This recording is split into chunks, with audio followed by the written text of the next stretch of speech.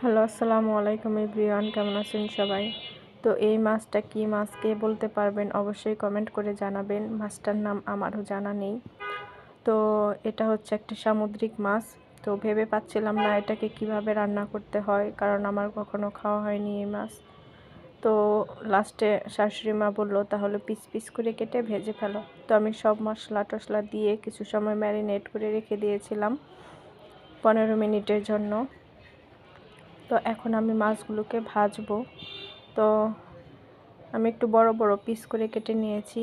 তো একটা তাওয়াতে আমি পরিমাণ মতো তেল দিয়ে দিয়েছি এবং তেলগুলোকে একটু ভালোভাবে গরম করে নিয়েছি। এবার আমি মাছগুলোকে ভেজে নিব।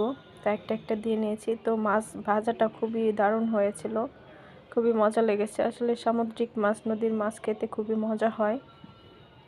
এখন তো বাজারে খুব একটা পাওয়া যায় না, সব চাষের মাছ।